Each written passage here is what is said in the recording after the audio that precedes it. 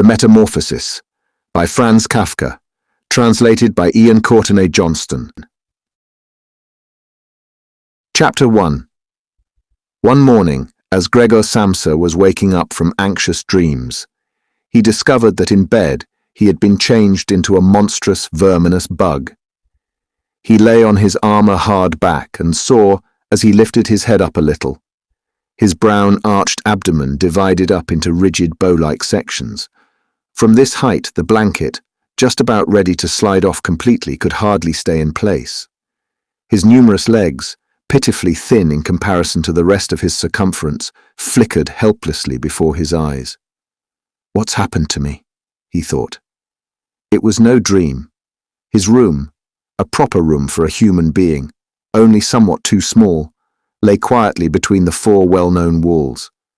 Above the table, on which an unpacked collection of sample cloth goods was spread out, Samsa was a traveling salesman, hung the picture which he had cut out of an illustrated magazine a little while ago and set in a pretty gilt frame. It was a picture of a woman with a fur hat and a fur boa. She sat erect there, lifting up in the direction of the viewer a solid fur muff into which her entire forearm disappeared. Gregor's glance then turned to the window. The dreary weather, the raindrops were falling audibly down on the metal window ledge, made him quite melancholy. "Why don't I keep sleeping for a little while longer and forget all this foolishness?" he thought. But this was entirely impractical, for he was used to sleeping on his right side, and in his present state he couldn't get himself into this position. No matter how hard he threw himself onto his right side, he always rolled again onto his back. He must have tried it 100 times, closing his eyes, so that he would not have to see the wriggling legs, and gave up only when he began to feel a light, dull pain in his side, which he had never felt before. "Oh God," he thought, "what a demanding job I've chosen, day in, day out on the road. The stresses of trade are much greater than the work going on at head office, and in addition to that, I have to deal with the problems of traveling, the worries about train connections, irregular bad food, temporary and constantly changing human relationships which never come from the heart. To hell with it all." He felt a slight itching on the top of his abdomen. He slowly pushed himself on his back closer to the bedpost so that he could lift his head more easily, found the itchy part, which was entirely covered with small white spots. He did not know what to make of them, and wanted to feel the place with a leg. But he retracted it immediately, for the contact felt like a cold shower all over him. He slid back again into his earlier position. "This getting up early," he thought, "makes a man quite idiotic. A man must have his sleep. Other traveling salesmen live like harem women. For instance, when I come back to the inn during the course of the morning to write up the necessary orders, these gentlemen are just sitting down to breakfast. If I were to try that with my boss, I'd be thrown out on the spot. Still, who knows whether that mightn't be really good for me. If I didn't hold back for my parents' sake, I would have quit ages ago.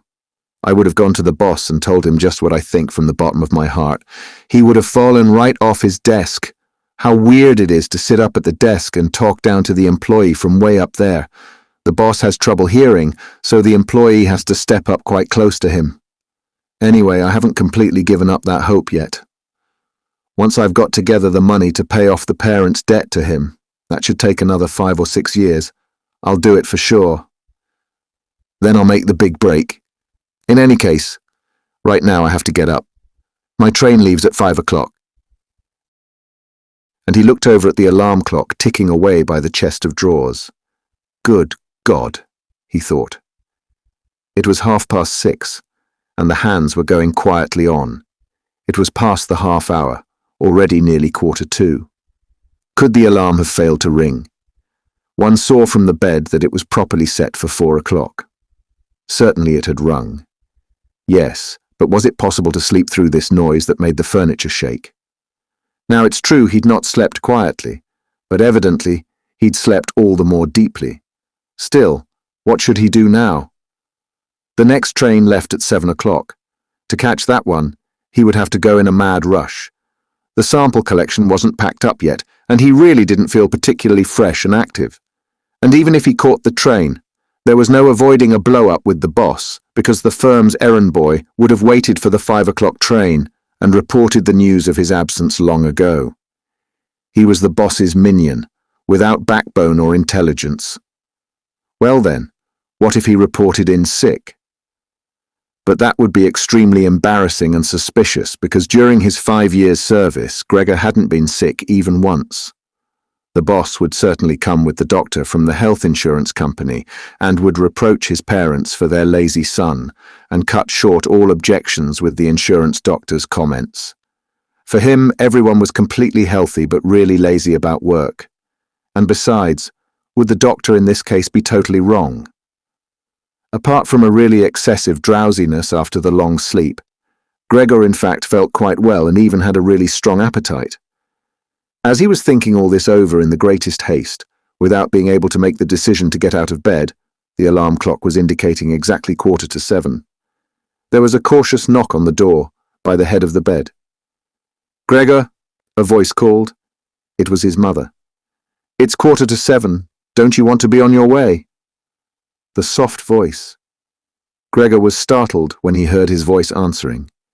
It was clearly and unmistakably his earlier voice, but in it was intermingled, as if from below, an irrepressibly painful squeaking which left the words positively distinct only in the first moment, and distorted them in the reverberation, so that one didn't know if one had heard correctly.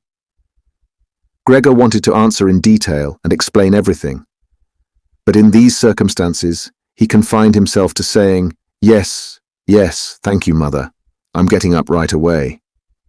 Because of the wooden door, the change in Gregor's voice was not really noticeable outside, so his mother calmed down with this explanation and shuffled off. However, as a result of the short conversation, the other family members became aware of the fact that Gregor was unexpectedly still at home, and already his father was knocking on one side door, weakly, but with his fist. "Gregor, Gregor," he called out, "what's going on?" And after a short while he urged him on again in a deeper voice. "Gregor, Gregor." At the other side door, however, his sister knocked lightly. "Gregor, are you all right? Do you need anything?" Gregor directed answers in both directions. "I'll be ready right away."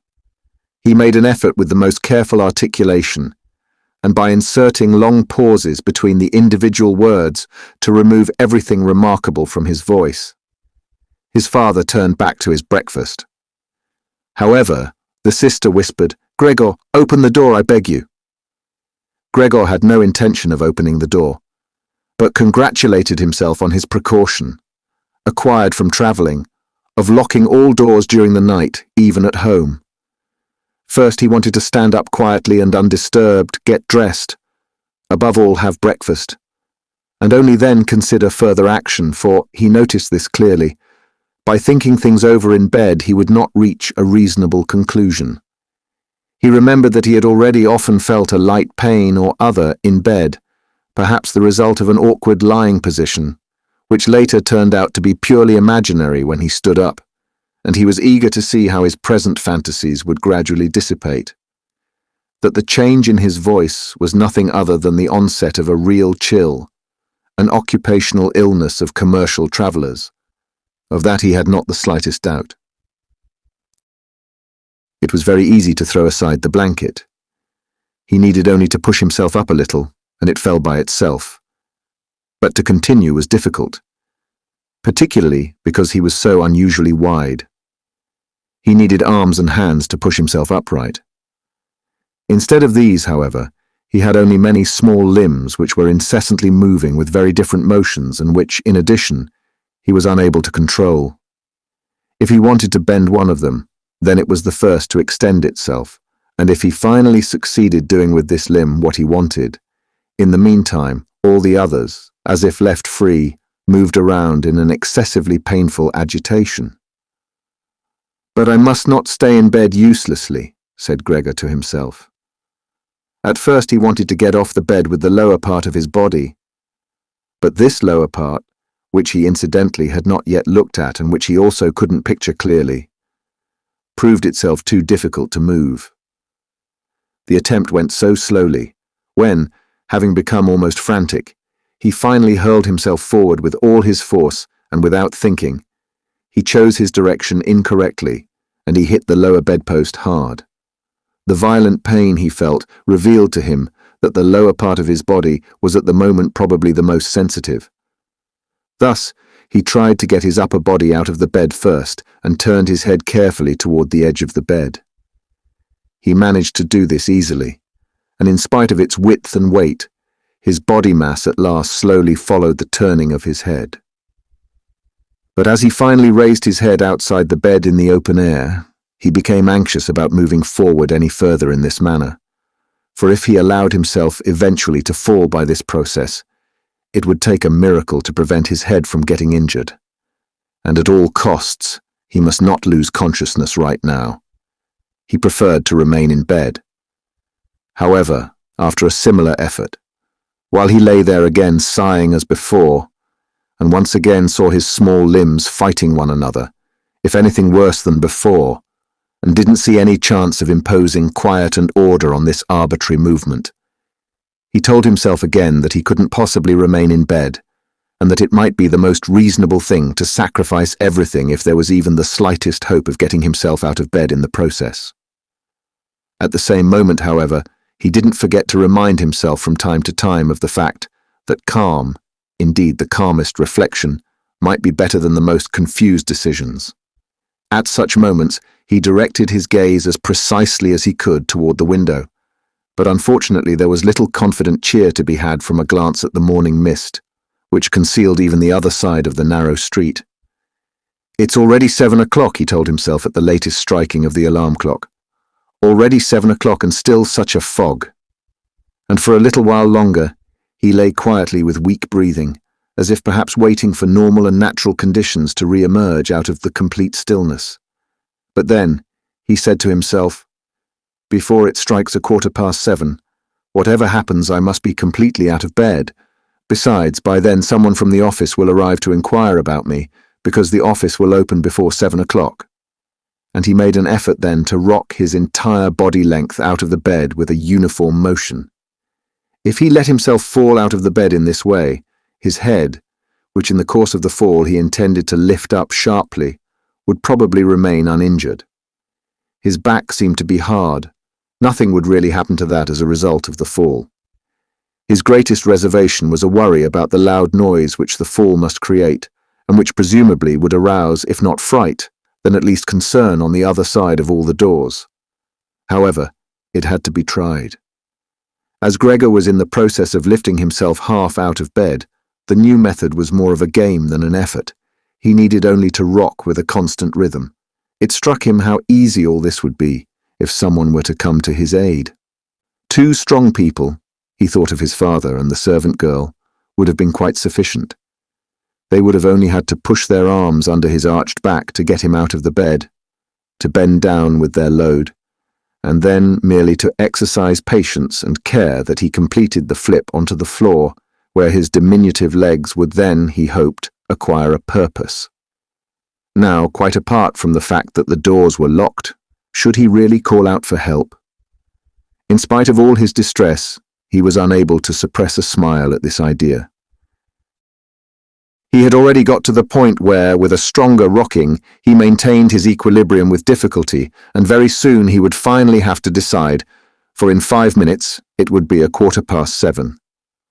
Then there was a ring at the door of the apartment.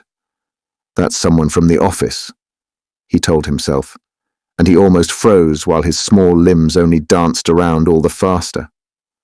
For one moment, everything remained still. "They aren't opening," Gregor said to himself, caught up in some absurd hope. But of course then, as usual, the servant girl with her firm tread went to the door and opened it. Gregor needed to hear only the visitor's first word of greeting to recognize immediately who it was, the manager himself. Why was Gregor the only one condemned to work in a firm where at the slightest lapse someone immediately attracted the greatest suspicion? Were all the employees then collectively, one and all, scoundrels?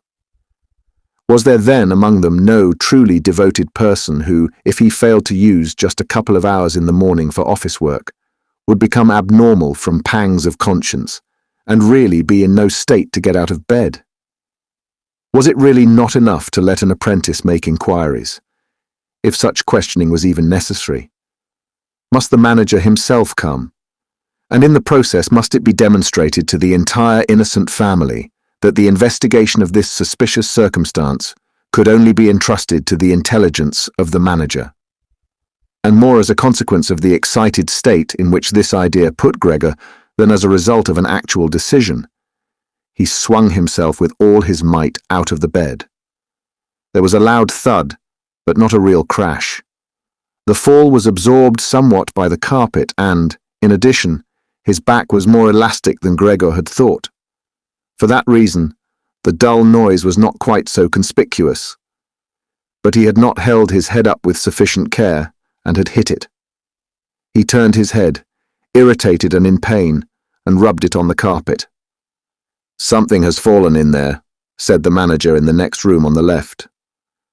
Gregor tried to imagine to himself whether anything similar to what was happening to him today could have also happened at some point to the manager. At least one had to concede the possibility of such a thing. However, as if to give a rough answer to this question, the manager now took a few determined steps in the next room, with a squeak of his polished boots. From the neighboring room on the right, the sister was whispering to inform Gregor. "Gregor, the manager is here." "I know," said Gregor to himself, but he did not dare make his voice loud enough so that his sister could hear. "Gregor," his father now said from the neighboring room on the left, "Mr. Manager has come and is asking why you have not left on the early train. We don't know what we should tell him. Besides, he also wants to speak to you personally, so please open the door. He will be good enough to forgive the mess in your room."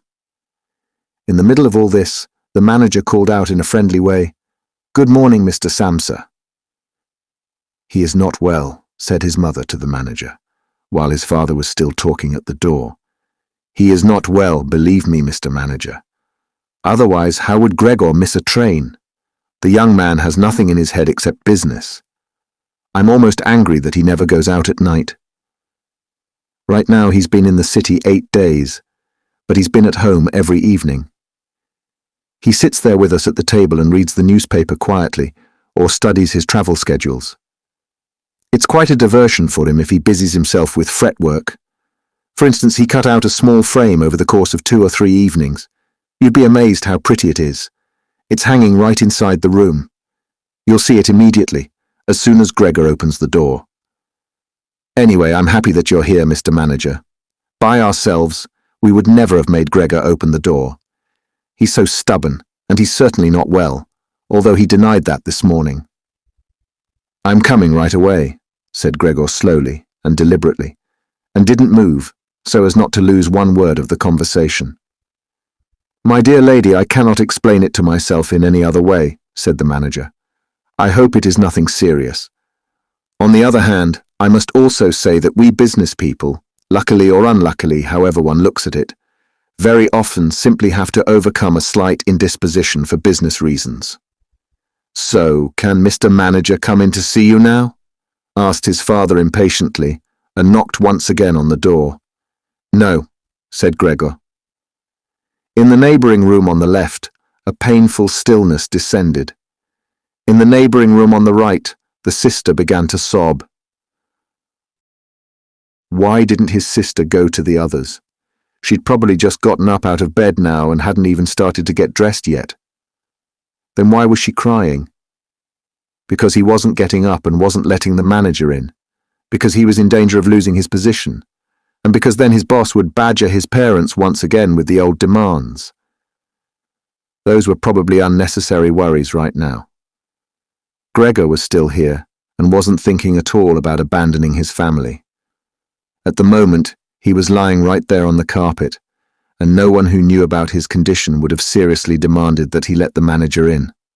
But Gregor wouldn't be casually dismissed right away because of this small discourtesy, for which he would find an easy and suitable excuse later on. It seemed to Gregor that it might be far more reasonable to leave him in peace at the moment, instead of disturbing him with crying and conversation. But it was the very uncertainty which distressed the others and excused their behavior. "Mr. Samsa," the manager was now shouting, his voice raised. "What's the matter? You are barricading yourself in your room. Answer with only a yes and a no. Are making serious and unnecessary troubles for your parents and neglecting, I mention this only incidentally, your commercial duties in a truly unheard of manner. I'm speaking here in the name of your parents and your employer, and I am requesting you in all seriousness for an immediate and clear explanation. I am amazed. I am amazed. I thought I knew you as a calm, reasonable person, and now you appear suddenly to want to start parading around in weird moods. The chief indicated to me earlier this very day a possible explanation for your neglect. It concerned the collection of cash entrusted to you a short while ago. But in truth, I almost gave him my word of honor that this explanation could not be correct.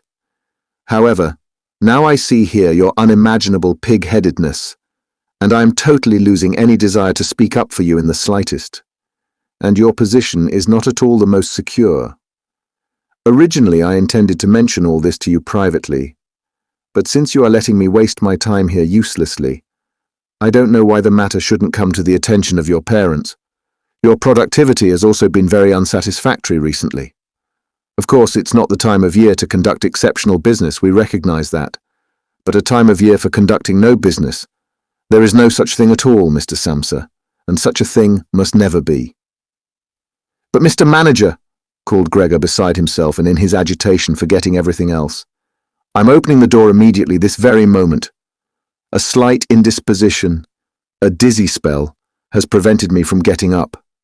I'm still lying in bed right now, but now I'm quite refreshed once again. I'm in the midst of getting out of bed. Just have patience for a short moment. Things are not going so well as I thought, but things are all right. How suddenly this can overcome someone. Just yesterday evening, everything was fine with me. My parents certainly know that. Actually, just yesterday evening, I had a small premonition. People must have seen that in me. Why have I not reported that to the office? But people always think that they'll get over sickness without having to stay at home. Mr. Manager, take it easy on my parents. There is really no basis for the criticisms which you are now making against me, and really nobody has said a word to me about that. Perhaps you have not read the latest orders which I shipped. Besides, now I'm setting out on my trip on the 8 o'clock train. The few hours' rest have made me stronger. Mr. Manager, do not stay. I will be at the office in person right away. Please have the goodness to say that and to convey my respects to the chief. While Gregor was quickly blurting all this out, hardly aware of what he was saying, he had moved close to the chest of drawers without effort, probably as a result of the practice he had already had in bed, and now he was trying to raise himself up on it. Actually, he wanted to open the door. He really wanted to let himself be seen by and to speak with the manager. He was keen to witness what the others now asking after him would say at the sight of him. If they were startled, then Gregor had no more responsibility and could be calm. But if they accepted everything quietly, then he would have no reason to get excited, and if he got a move on, could really be at the station around 8 o'clock. At first he slid down a few times from the smooth chest of drawers, but at last he gave himself a final swing and stood upright there. He was no longer at all aware of the pains in his lower body, no matter how they might still sting. Now he let himself fall against the back of a nearby chair, on the edge of which he braced himself with his thin limbs. By doing this, he gained control over himself and kept quiet, for he could now hear the manager. "Did you understand a single word?" the manager asked the parents. "Is he playing the fool with us?" "For God's sake," cried the mother, already in tears. "Perhaps he's very ill, and we're upsetting him. Greta, Greta," she yelled at that point. "Mother," called the sister from the other side. They were making themselves understood through Gregor's room. "You must go to the doctor right away. Gregor is sick. Hurry to the doctor. Have you heard Gregor speak yet?" "That was an animal's voice," said the manager, remarkably quietly in comparison to the mother's cries. "Anna! Anna!" yelled the father through the hall into the kitchen, clapping his hands. "Fetch a locksmith right away!" The two young women were already running through the hall with swishing skirts, How had his sister dressed herself so quickly, and yanked open the doors of the apartment? One couldn't hear the doors closing at all. They probably had left them open, as is customary in an apartment in which a huge misfortune has taken place. However, Gregor had become much calmer.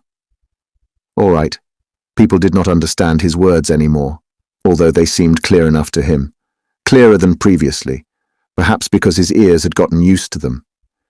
But at least people now thought that things were not all right with him, and were prepared to help him. The confidence and assurance with which the first arrangements had been carried out made him feel good. He felt himself included once again in the circle of humanity, and was expecting from both the doctor and the locksmith, without differentiating between them with any real precision, splendid and surprising results. In order to get as clear a voice as possible for the critical conversation which was imminent, he coughed a little, and certainly took the trouble to do this in a really subdued way, since it was possible that even this noise sounded like something different from a human cough. He no longer trusted himself to decide anymore. Meanwhile, in the next room it had become really quiet. Perhaps his parents were sitting with the manager at the table and were whispering. Perhaps they were all leaning against the door and listening. Gregor pushed himself slowly towards the door, with the help of the easy chair, let go of it there, threw himself against the door, held himself upright against it. The balls of his tiny limbs had a little sticky stuff on them, and rested there momentarily from his exertion. Then he made an effort to turn the key in the lock with his mouth. Unfortunately, it seemed that he had no real teeth. How then was he to grab hold of the key? But to make up for that, his jaws were naturally very strong. With their help, he managed to get the key really moving, and he did not notice that he was obviously inflicting some damage on himself, for a brown fluid came out of his mouth, flowed over the key, and dripped onto the floor. "Just listen for a moment," said the manager in the next room. "He's turning the key." For Gregor, that was a great encouragement, but they all should have called out to him, including his father and mother. "Come on, Gregor," they should have shouted. "Keep going. Keep working on the lock." Imagining that all his efforts were being followed with suspense, he bit down frantically on the key with all the force he could muster. As the key turned more, he danced around the lock.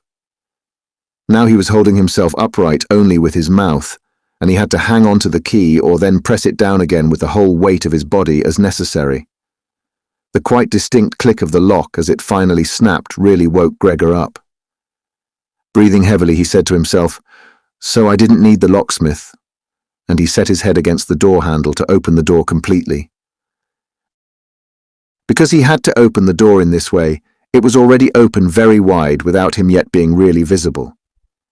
He first had to turn himself slowly around the edge of the door, very carefully of course, if he did not want to fall awkwardly on his back right at the entrance into the room. He was still preoccupied with this difficult movement and had no time to pay attention to anything else, when he heard the manager exclaim aloud, "Oh!" It sounded like the wind whistling. And now he saw him, nearest to the door, pressing his hand against his open mouth and moving slowly back, as if an invisible constant force was pushing him away. His mother, in spite of the presence of the manager, she was standing here with her hair sticking up on end, still a mess from the night, with her hands clasped, was looking at his father. She then went 2 steps towards Gregor and collapsed right in the middle of her skirts, spreading out all around her, her face sunk on her breast, completely concealed. His father clenched his fist with a hostile expression, as if he wished to push Gregor back into his room, then looked uncertainly around the living room, covered his eyes with his hands, and cried so that his mighty breast shook. At this point, Gregor did not take 1 step into the room, but leaned his body from the inside against the firmly bolted wing of the door, so that only half his body was visible, as well as his head, titled sideways, with which he peeped over at the others. Meanwhile, it had become much brighter. Standing out clearly from the other side of the street was a part of the endless grey-black house situated opposite. It was a hospital, with its severe regular windows breaking up the facade. The rain was still coming down, but only in large individual drops, visibly and firmly thrown down one by one onto the ground. The breakfast dishes were standing piled around on the table, because for his father, breakfast was the most important mealtime in the day, which he prolonged for hours by reading various newspapers. Directly across on the opposite wall hung a photograph of Gregor from the time of his military service. It was a picture of him as a lieutenant, as he, smiling and worry-free, with his hand on his sword, demanded respect for his bearing and uniform. The door to the hall was ajar, and since the door to the apartment was also open, one saw out into the landing of the apartment and the start of the staircase going down. "Now," said Gregor, well aware that he was the only one who had kept his composure. "I'll get dressed right away, pack up the collection of samples and set off. You'll allow me to set out on my way, will you not? You see, Mr. Manager, I am not pig-headed, and I am happy to work. Traveling is exhausting, but I couldn't live without it. Where are you going, Mr. Manager? To the office? Really? Will you report everything truthfully? A person can be incapable of work momentarily, but that is precisely the best time to remember the earlier achievements and to consider that later, after the obstacles have been shoved aside, the person will work all the more keenly and intensely. I am really so indebted to Mr. Chief. You know that perfectly well. On the other hand, I am concerned about my parents and my sister. I'm in a fix, but I'll work myself out of it again. Don't make things more difficult for me than they already are. Speak up on my behalf in the office. People don't like traveling salesmen, I know that. People think they earn pots of money and thus lead a fine life. People don't even have any special reason to think through this judgment more clearly. But you, Mr. Manager, you have a better perspective on the interconnections than the other people, even, I tell you in total confidence, a better perspective than Mr. Chairman himself, who in his capacity as the employer may let his judgment make casual mistakes at the expense of an employee. You also know well enough that the traveling salesman who is outside the office almost the entire year can become so easily a victim of gossip, coincidences, and groundless complaints, against which it's impossible for him to defend himself, since for the most part he doesn't hear about them at all, and only then when he's exhausted after finishing a trip, and gets to feel in his own body at home the nasty consequences which can't be thoroughly explored back to their origins. Mr. Manager, don't leave without speaking a word telling me that you'll at least concede that I'm a little in the right." But at Gregor's first words, the manager had already turned away, and now he looked back at Gregor over his twitching shoulders with pursed lips. During Gregor's speech, he was not still for a moment, but was moving away towards the door, without taking his eyes off Gregor, but really gradually, as if there was a secret ban on leaving the room. He was already in the hall, and after the sudden movement with which he finally pulled his foot out of the living room, one could have believed that he had just burned the sole of his foot. In the hall, however, he stretched out his right hand away from his body towards the staircase, as if some truly supernatural relief was waiting for him there. Gregor realized that he must not under any circumstances allow the manager to go away in this frame of mind, especially if his position in the firm was not to be placed in the greatest danger. His parents did not understand all this very well. Over the long years, they had developed the conviction that Gregor was set up for life in his firm, and in addition, they had so much to do nowadays with their present troubles that all foresight was foreign to them. But Gregor had this foresight. The manager must be held back, calmed down, convinced, and finally won over. The future of Gregor and his family really depended on it. If only the sister had been there. She was clever. She had already cried while Gregor was still lying quietly on his back, and the manager, this friend of the ladies, would certainly let himself be guided by her. She would have closed the door to the apartment and talked him out of his fright in the hall. But the sister was not even there. Gregor must deal with it himself. Without thinking that as yet he didn't know anything about his present ability to move, and without thinking that his speech possibly, indeed probably, had once again not been understood, he left the wing of the door, pushed himself through the opening, and wanted to go over to the manager, who was already holding tight onto the handrail with both hands on the landing in a ridiculous way. But as he looked for something to hold on to, with a small scream, Gregor immediately fell down onto his numerous little legs. Scarcely had this happened when he felt for the first time that morning a general physical well-being. The small limbs had firm floor under them. They obeyed perfectly, as he noticed to his joy, and strove to carry him forward in the direction he wanted. Right away, he believed that the final amelioration of all his suffering was immediately at hand.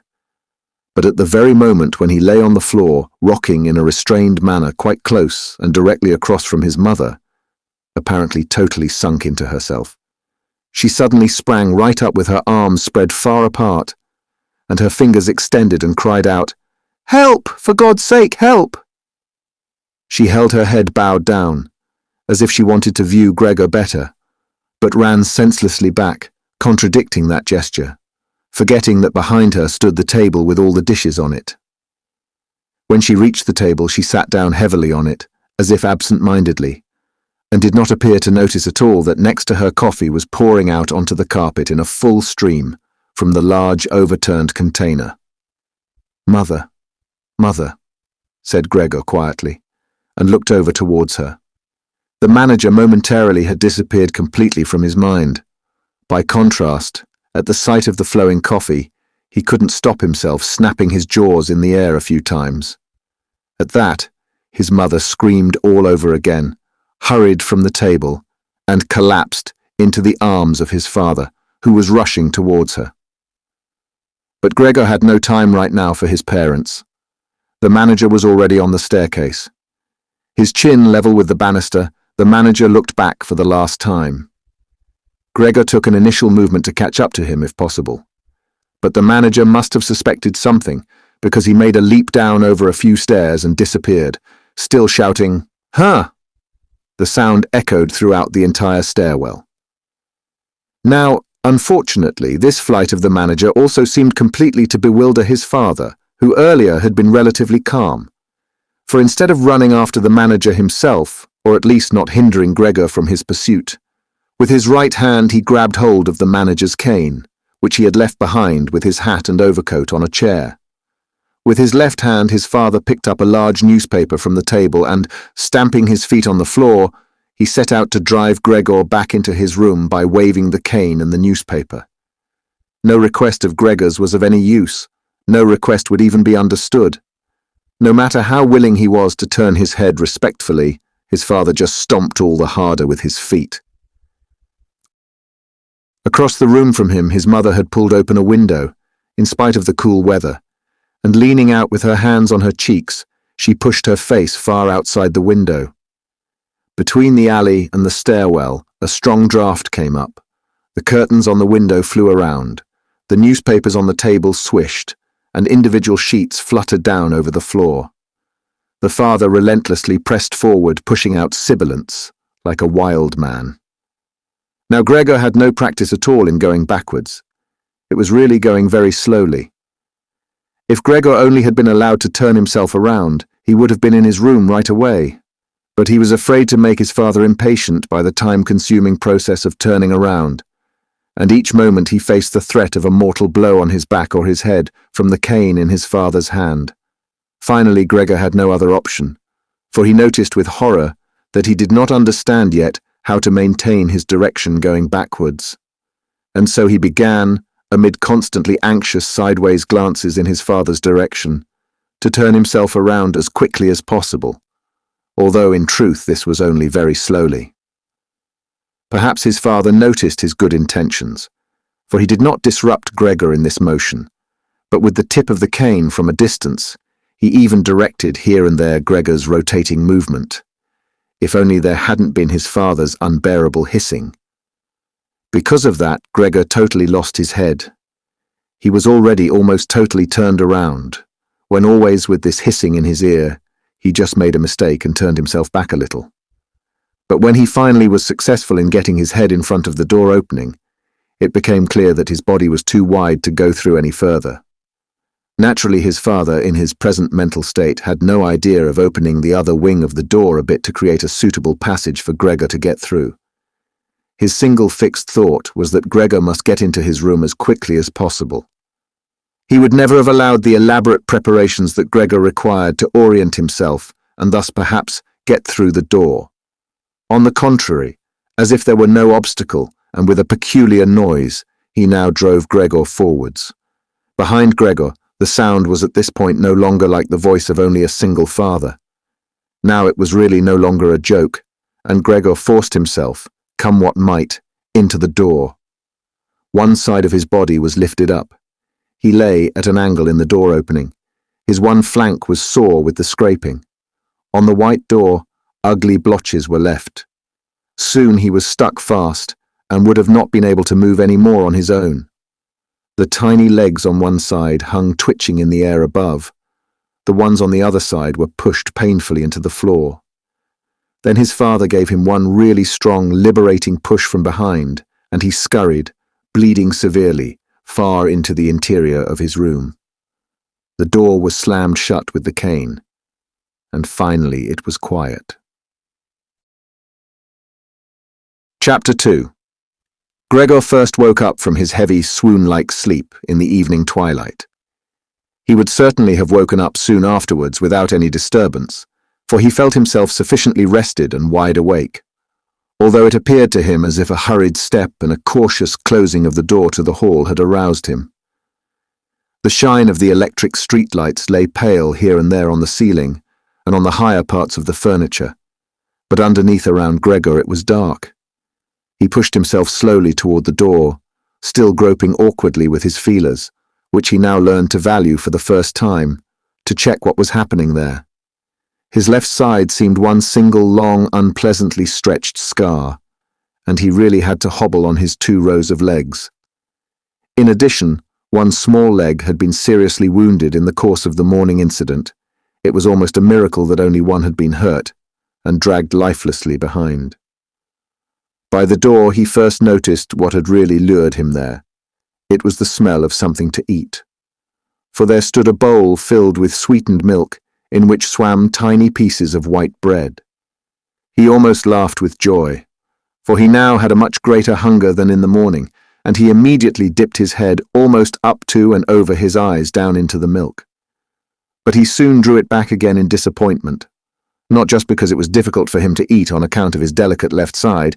He could eat only if his entire panting body worked in a coordinated way, but also because the milk, which otherwise was his favorite drink, and which his sister had certainly placed there for that reason, did not appeal to him at all. He turned away from the bowl almost with aversion and crept back into the middle of the room. In the living room, as Gregor saw through the crack in the door, the gas was lit. But where on other occasions at this time of day the father was accustomed to read the afternoon newspaper in a loud voice to his mother, and sometimes also to his sister, at the moment not a sound was audible. Now, perhaps this reading aloud, about which his sister always spoken and written to him, had recently fallen out of their general routine. But it was so still all around, in spite of the fact that the apartment was certainly not empty. "What a quiet life the family leads," said Gregor to himself, and as he stared fixedly out in front of him, into the darkness, he felt a great pride that he had been able to provide such a life in a beautiful apartment like this for his parents and his sister. But how would things go if now all tranquility, all prosperity, all contentment should come to a horrible end? In order not to lose himself in such thoughts, Gregor preferred to set himself moving and crawled up and down in his room. Once during the long evening, one side door and then the other door was opened just a tiny crack and quickly closed again. Someone presumably needed to come in, but had then thought better of it.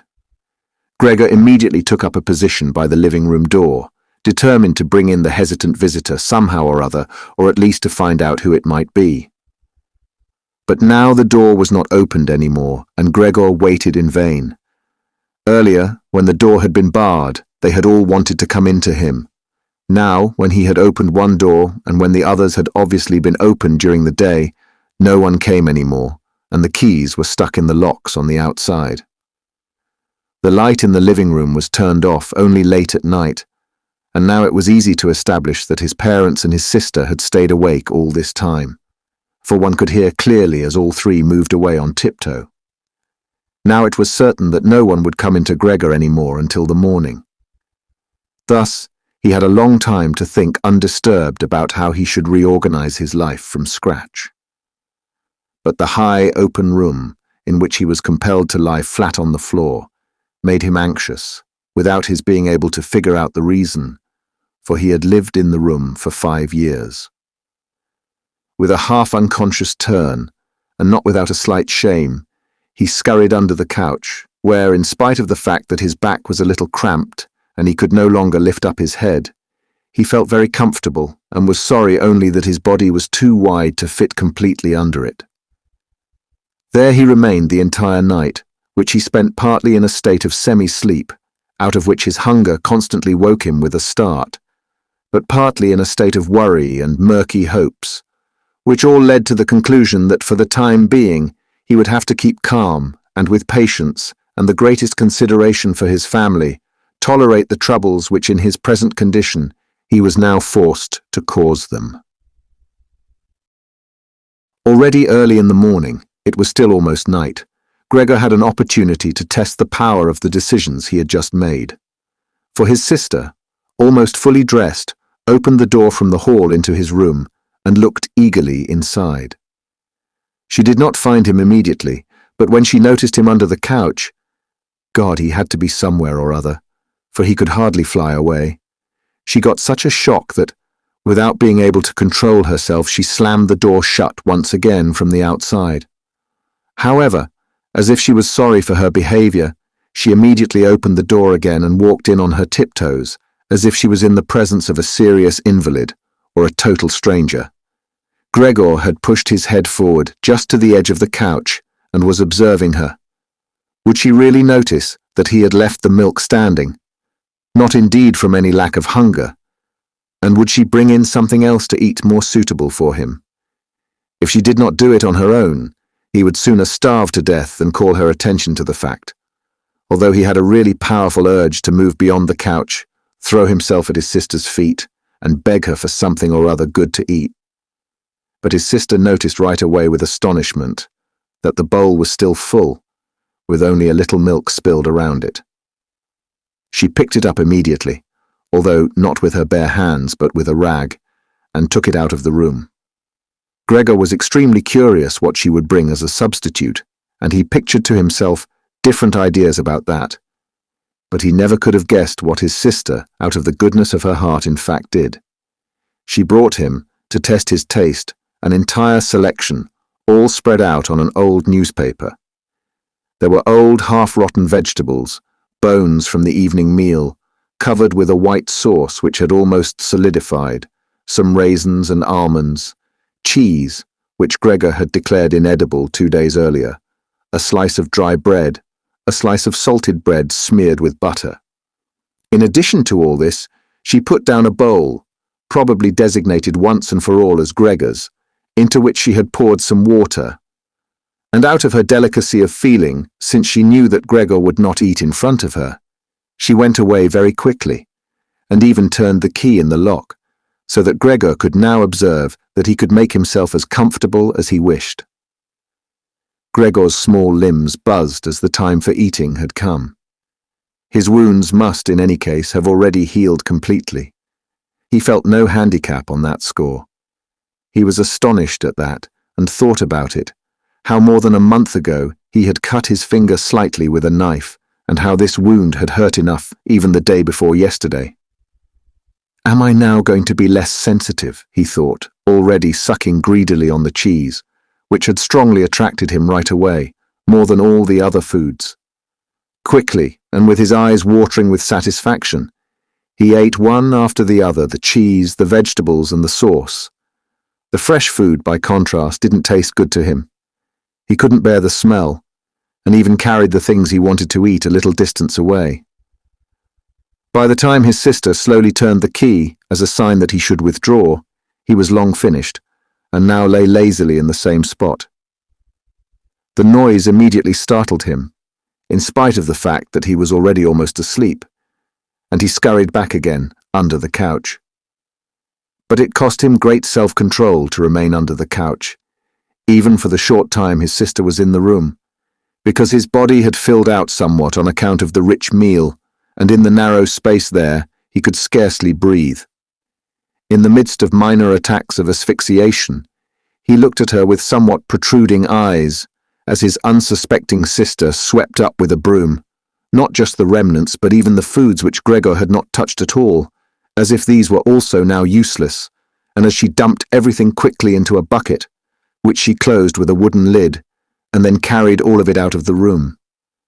She had hardly turned around before Gregor had already dragged himself out from the couch, stretched out, and let his body expand. In this way, Gregor got his food every day, once in the morning, when his parents and the servant girl were still asleep, and a second time after the common noon meal, for his parents were, as before, asleep then for a little while, and the servant girl was sent off by his sister on some errand or other. Certainly they would not have wanted Gregor to starve to death, but perhaps they could not have endured finding out what he ate other than by hearsay.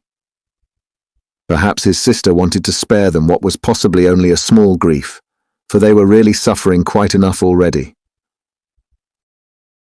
What sorts of excuses people had used on that first morning to get the doctor and the locksmith out of the house, Gregor was completely unable to ascertain.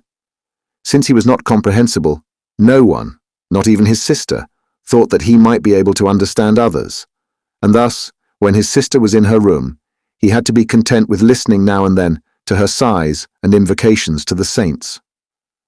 Only later, when she had grown somewhat accustomed to everything, naturally, there could never be any talk of her growing completely accustomed to it, Gregor sometimes caught a comment which was intended to be friendly, or could be interpreted as such.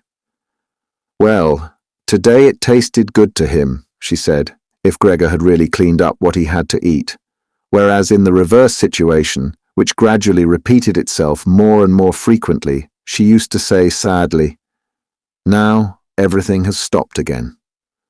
But while Gregor could get no new information directly, he did hear a good deal from the room next door, and as soon as he heard voices, he scurried right away to the relevant door and pressed his entire body against it. In the early days especially, there was no conversation which was not concerned with him in some way or other, even if only in secret. For 2 days at all mealtimes, discussions on that subject could be heard on how people should now behave. But they also talked about the same subject in the times between meals, for there were always at least 2 family members at home, since no one really wanted to remain in the house alone, and people could not, under any circumstances, leave the apartment completely empty. In addition, on the very first day, the servant girl, it was not completely clear what and how much she knew about what had happened, on her knees had begged his mother to let her go immediately, and when she said goodbye about 15 minutes later, she thanked them for the dismissal with tears in her eyes, as if she was receiving the greatest favor which people had shown her there, and, without anyone demanding it from her, she swore a fearful oath not to betray anyone, not even the slightest bit. Now his sister had to team up with his mother to do the cooking, although that didn't create much trouble because people were eating almost nothing. Again and again Gregor listened as one of them vainly invited another one to eat, and received no answer other than, "Thank you, I have enough," or something like that, and perhaps they had stopped having anything to drink too. His sister often asked his father whether he wanted to have a beer and gladly offered to fetch it herself, and when his father was silent, she said, in order to remove any reservations he might have, that she could send the caretaker's wife to get it. But then his father finally said a resounding no, and nothing more would be spoken about it. Already during the first day, his father laid out all the financial circumstances and prospects to his mother and to his sister as well. From time to time he stood up from the table and pulled out of the small lockbox salvaged from his business, which had collapsed 5 years previously, some document or other or some notebook. The sound was audible as he opened up the complicated lock, and after removing what he was looking for, locked it up again. These explanations by his father were, in part, the first enjoyable thing that Gregor had the chance to listen to since his imprisonment. He had thought that nothing at all was left over for his father from that business. At least his father had told him nothing to contradict that view, and Gregor, in any case, hadn't asked him about it. At the time, Gregor's only concern had been to devote everything he had in order to allow his family to forget as quickly as possible the business misfortune which had brought them all into a state of complete hopelessness. And so at that point he'd started to work with a special intensity, and from an assistant had become, almost overnight, a traveling salesman, who naturally had entirely different possibilities for earning money, and whose successes at work at once were converted into the form of cash commissions, which could be set out on the table at home in front of his astonished and delighted family. Those had been beautiful days, and they had never come back afterwards, at least not with the same splendor, in spite of the fact that Gregor later earned so much money that he was in a position to bear the expenses of the entire family, expenses which he, in fact, did bear. They had become quite accustomed to it, both the family and Gregor as well. They took the money with thanks, and he happily surrendered it. But the special warmth was no longer present. Only the sister had remained still close to Gregor, and it was his secret plan to send her. In contrast to Gregor, she loved music very much and knew how to play the violin charmingly. Next year, to the conservatory, regardless of the great expense which that must necessitate and which would be made up in other ways. Now and then, during Gregor's short stays in the city, the conservatory was mentioned in conversations with his sister, but always only as a beautiful dream, whose realization was unimaginable, and their parents never listened to these innocent expectations with pleasure. But Gregor thought about them with scrupulous consideration, and intended to explain the matter ceremoniously on Christmas Eve. In his present situation, such futile ideas went through his head, while he pushed himself right up against the door and listened. Sometimes, in his general exhaustion, he couldn't listen any more and let his head bang listlessly against the door. But he immediately pulled himself together, for even the small sound which he made by this motion was heard nearby and silenced everyone. "There he goes on again," said his father after a while, clearly turning towards the door, and only then would the interrupted conversation gradually be resumed again. Gregor found out clearly enough, for his father tended to repeat himself often in his explanations, partly because he had not personally concerned himself with these matters for a long time now, and partly also because his mother did not understand everything right away the first time. That, in spite all bad luck, a fortune, although a very small one, was available from the old times, which the interest, which had not been touched, had in the intervening time gradually allowed to increase a little. Furthermore, in addition to this, the money which Gregor had brought home every month, he had kept only a few florins for himself, had not been completely spent and had grown into a small capital amount. Gregor, behind his door, nodded eagerly, rejoicing over this unanticipated foresight and frugality. True, with this excess money, he could have paid off more of his father's debt to his employer, and the day on which he could be rid of this position would have been a lot closer. But now things were doubtless better the way his father had arranged them. At the moment, however, this money was nowhere near sufficient to permit the family to live on the interest payments. Perhaps it would be enough to maintain the family for 1 or, at most, 2 years, that's all. Thus it came only to an amount which one should not really take out, and which must be set aside for an emergency. But the money to live on must be earned. Now his father was a healthy man, although he was old, who had not worked at all for 5 years now, and thus could not be counted on for very much. He had in these 5 years, the first holidays of his trouble-filled but unsuccessful life, put on a good deal of fat, and thus had become really heavy. And should his old mother now maybe work for money, a woman who suffered from asthma, for whom wandering through the apartment even now was a great strain, and who spent every second day on the sofa by the open window, laboring for breath? Should his sister earn money?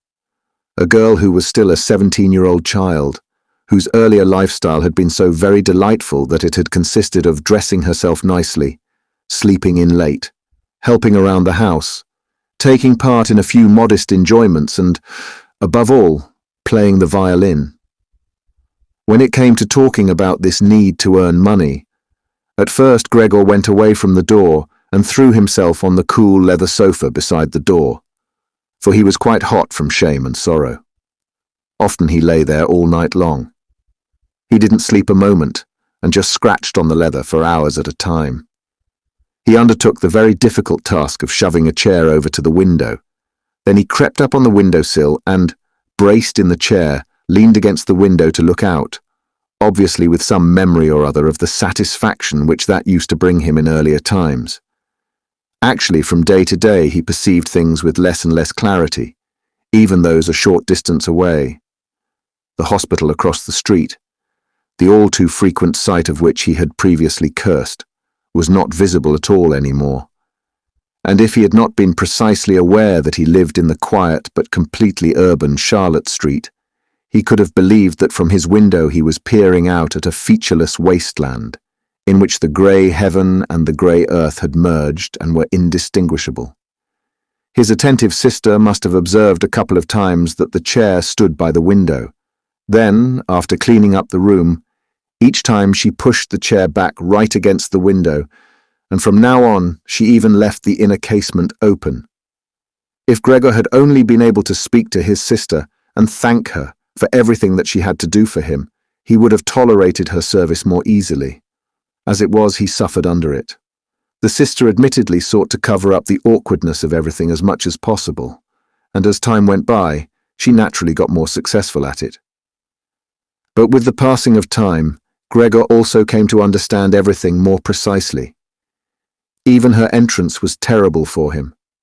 As soon as she entered, she ran straight to the window, without taking the time to shut the door, in spite of the fact that she was otherwise very considerate in sparing anyone the sight of Gregor's room, and yanked the window open with eager hands, as if she was almost suffocating, and remained for a while by the window, breathing deeply, even when it was still so cold. With this running and noise, she frightened Gregor twice every day.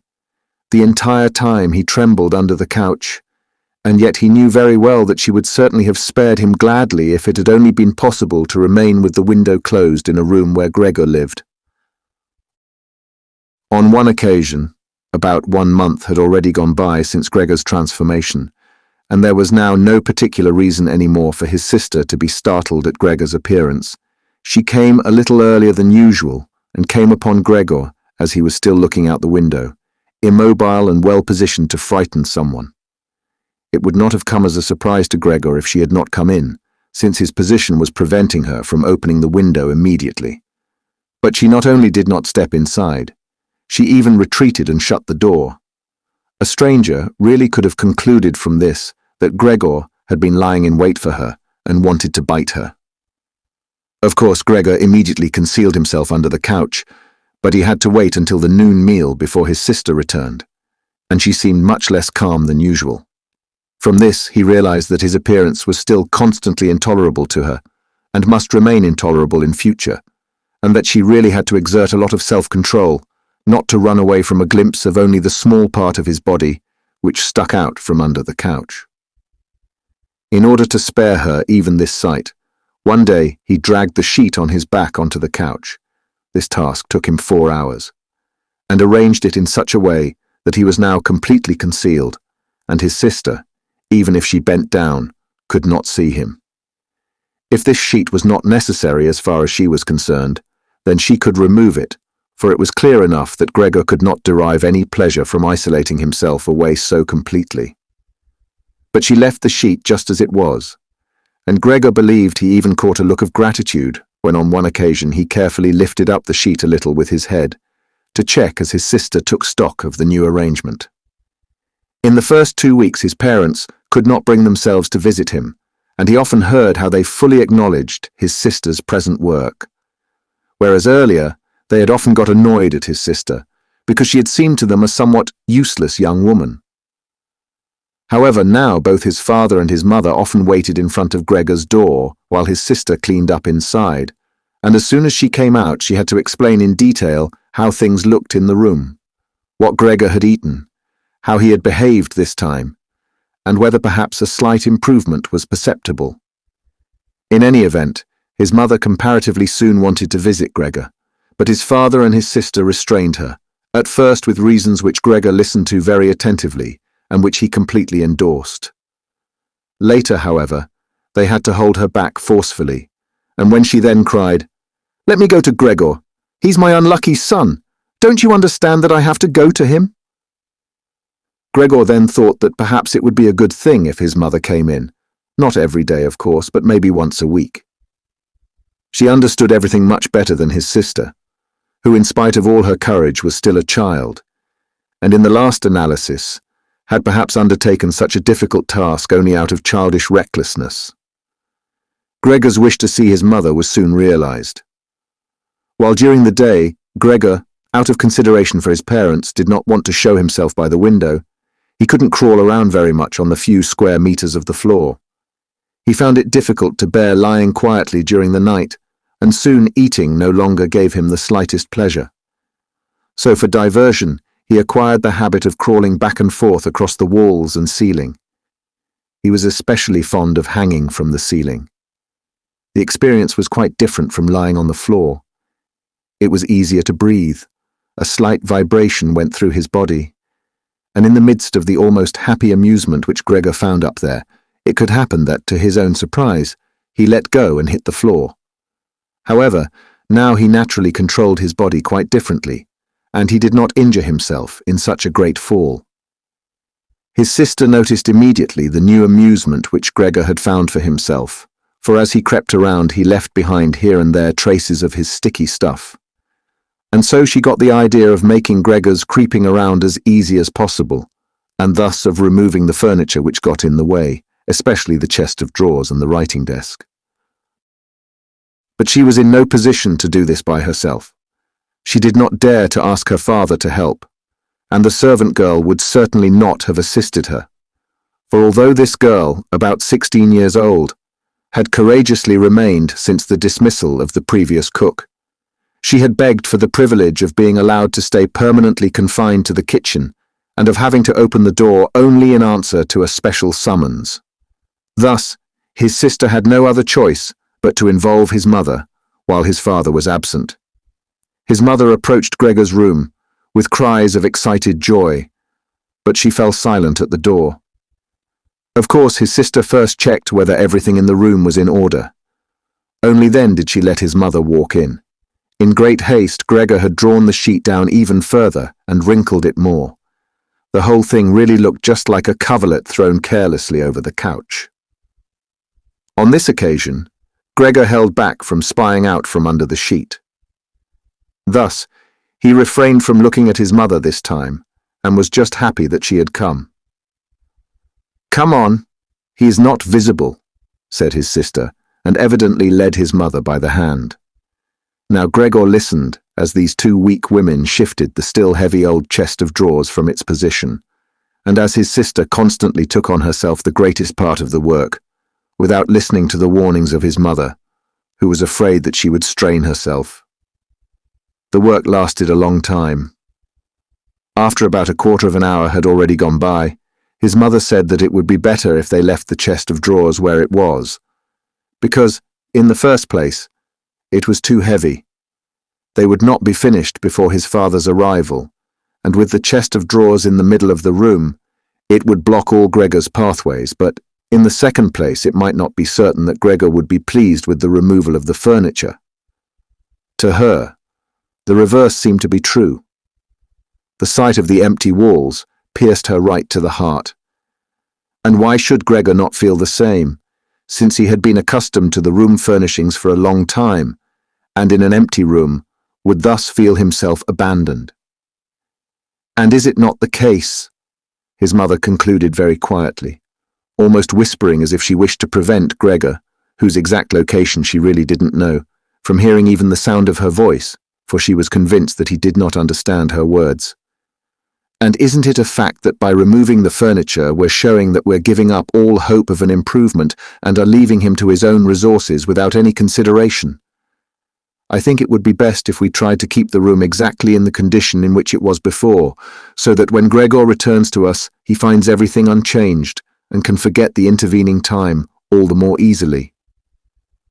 As he heard his mother's words, Gregor realized that the lack of all immediate human contact, together with the monotonous life surrounded by the family over the course of these 2 months, must have confused his understanding, because otherwise he couldn't explain to himself that he, in all seriousness, could have been so keen to have his room emptied. Was he really eager to let the warm room, comfortably furnished with pieces he had inherited, be turned into a cavern in which he would, of course, then be able to crawl about in all directions without disturbance, but at the same time, with a quick and complete forgetting of his human past as well? Was he then, at this point, already on the verge of forgetting, and was it only the voice of his mother, which he had not heard for a long time, that had aroused him? Nothing was to be removed. Everything must remain. In his condition, he couldn't function without the beneficial influences of his furniture. And if the furniture prevented him from carrying out his senseless crawling about all over the place, then there was no harm in that, but rather a great benefit. But his sister unfortunately thought otherwise. She had grown accustomed, certainly not without justification, so far as the discussion of matters concerning Gregor was concerned, to act as an special expert with respect to their parents, and so now the mother's advice was for his sister sufficient reason to insist on the removal, not only of the chest of drawers and the writing desk, which were the only items she had thought about at first, but also of all the furniture, with the exception of the indispensable couch. Of course, it was not only childish defiance and her recent, very unexpected and hard-won self-confidence which led her to this demand. She had also actually observed that Gregor needed a great deal of room to creep about. The furniture, on the other hand, as far as one could see, was not of the slightest use. But perhaps the enthusiastic sensibility of young women of her age also played a role. This feeling sought release at every opportunity, and with it Greta now felt tempted to want to make Gregor's situation even more terrifying, so that then she would be able to do even more for him than now. For surely no one except Greta would ever trust themselves to enter a room in which Gregor ruled the empty walls all by himself. And so she did not let herself be dissuaded from her decision by her mother, who in this room seemed uncertain of herself in her sheer agitation, and soon kept quiet, helping his sister with all her energy to get the chest of drawers out of the room. Now Gregor could still do without the chest of drawers if need be, but the writing desk really had to stay. And scarcely had the women left the room with the chest of drawers, groaning as they pushed it, when Gregor stuck his head out from under the sofa to take a look, how he could intervene cautiously, and with as much consideration as possible. But unfortunately, it was his mother who came back into the room first, while Greta had her arms wrapped around the chest of drawers in the next room, and was rocking it back and forth by herself without moving it from its position. His mother was not used to the sight of Gregor. He could have made her ill, and so, frightened, Gregor scurried backwards right to the other end of the sofa, but he could no longer prevent the sheet from moving forward a little. That was enough to catch his mother's attention.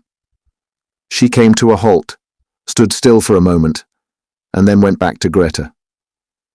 Although Gregor kept repeating to himself over and over that really nothing unusual was going on, that only a few pieces of furniture were being rearranged, he soon had to admit to himself that the movements of the women, to and fro, their quiet conversations, the scratching of the furniture on the floor, affected him like a great swollen commotion on all sides. And so firmly was he pulling in his head and legs and pressing his body into the floor, he had to tell himself unequivocally that he wouldn't be able to endure all this much longer. They were cleaning out his room, taking away from him everything he cherished. They had already dragged out the chest of drawers in which the fretsaw and other tools were kept, and they were now loosening the writing desk, which was fixed tight to the floor, the desk on which he, as a business student, a school student, indeed even as an elementary school student, had written out his assignments. At that moment he really didn't have any more time to check the good intentions of the two women, whose existence he had in any case almost forgotten, because in their exhaustion they were working really silently, and the heavy stumbling of their feet was the only sound to be heard. And so he scuttled out, The women were just propping themselves up on the writing desk in the next room in order to take a breather, changing the direction of his path 4 times. He really didn't know what he should rescue first. Then he saw hanging conspicuously on the wall, which was otherwise already empty, the picture of the woman dressed in nothing but fur. He quickly scurried up over it and pressed himself against the glass that held it in place and which made his hot abdomen feel good.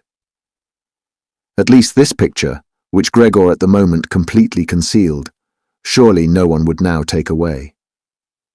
He twisted his head towards the door of the living room to observe the women as they came back in. They had not allowed themselves very much rest and were coming back right away. Greta had placed her arm around her mother and held her tightly. "So what shall we take now?" said Greta, and looked around her. Then her glance crossed with Gregor's from the wall. She kept her composure only because her mother was there. She bent her face towards her mother in order to prevent her from looking around, and said, although in a trembling voice and too quickly, "Come, wouldn't it be better to go back to the living room for just another moment?"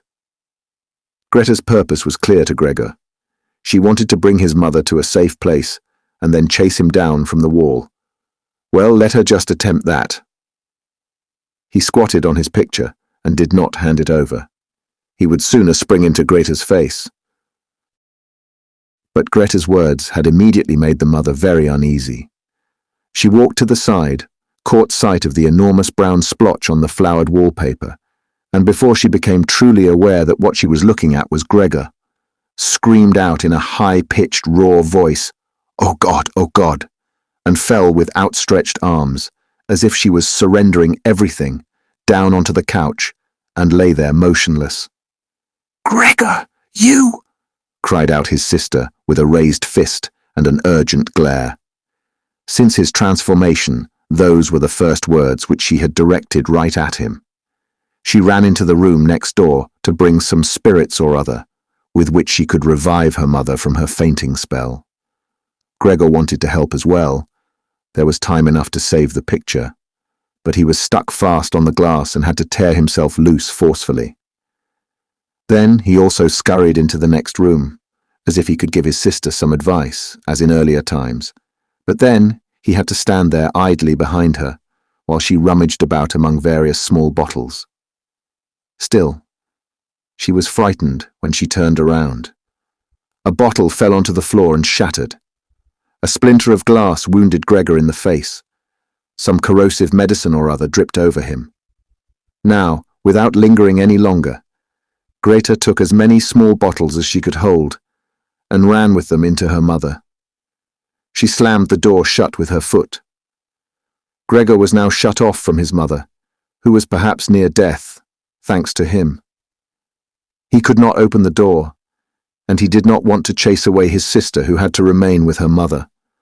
At this point he had nothing to do but wait, and overwhelmed with self-reproach and worry, he began to creep and crawl over everything: walls, furniture, and ceiling. Finally, in his despair, as the entire room started to spin around him, he fell onto the middle of the large table. A short time elapsed. Gregor lay there limply. All around was still. Perhaps that was a good sign. Then there was a ring at the door. The servant girl was naturally shut up in her kitchen, and Greta must therefore go to open the door. The father had arrived. "What's happened?" were his first words. Greta's appearance had told him everything. Greta replied with a dull voice. Evidently she was pressing her face into her father's chest. "Mother fainted, but she's getting better now. Gregor has broken loose." "Yes, I have expected that," said his father. "I always told you that, but you women don't want to listen." It was clear to Gregor that his father had badly misunderstood Greta's short message, and was assuming that Gregor had committed some violent crime or other. Thus, Gregor now had to find his father to calm him down, for he had neither the time nor the opportunity to clarify things for him. And so he rushed away to the door of his room and pushed himself against it, so that his father could see right away as he entered from the hall that Gregor fully intended to return at once to his room, that it was not necessary to drive him back, but that one only needed to open the door and he would disappear immediately. But his father was not in the mood to observe such niceties. "Ah!" he yelled as soon as he entered, with a tone as if he were all at once angry and pleased. Gregor pulled his head back from the door and raised it in the direction of his father. He had not really pictured his father as he now stood there. Of course, what with his new style of creeping all around, he had in the past while neglected to pay attention to what was going on in the rest of the apartment, as he had done before, and really should have grasped the fact that he would encounter different conditions. Nevertheless, was that still his father? Was that the same man who had lain exhausted and buried in bed in earlier days when Gregor was setting out on a business trip? Who had received him on the evenings of his return in a sleeping gown and armchair, totally incapable of standing up, who had only lifted his arm as a sign of happiness, and who in their rare strolls together a few Sundays a year and on the important holidays made his way slowly forwards between Gregor and his mother, who themselves moved slowly, always a bit more slowly than them, bundled up in his old coat, all the time setting down his walking stick carefully, and who, when he had wanted to say something, almost always stood still and gathered his entourage around him. But now he was standing up really straight, dressed in a tight-fitting blue uniform with gold buttons, like the ones servants wear in a banking company. Above the high, stiff collar of his jacket, his firm double chin stuck out prominently. Beneath his bushy eyebrows, the glance of his black eyes was freshly penetrating and alert. His otherwise dishevelled white hair was combed down into a carefully exact shining part. He threw his cap, on which a gold monogram, apparently the symbol of the bank, was affixed, in an arc across the entire room onto the sofa, and moved, throwing back the edge of the long coat of his uniform, with his hands in his trouser pockets and a grim face, right up to Gregor. He really didn't know what he had in mind, but he raised his foot uncommonly high anyway, and Gregor was astonished at the gigantic size of his sole of his boot. However, he did not linger on that point, for he knew from the first day of his new life that as far as he was concerned, his father considered the greatest force the only appropriate response. And so he scurried away from his father, stopped when his father remained standing, and scampered forward again when his father merely stirred. In this way they made their way around the room repeatedly, without anything decisive taking place.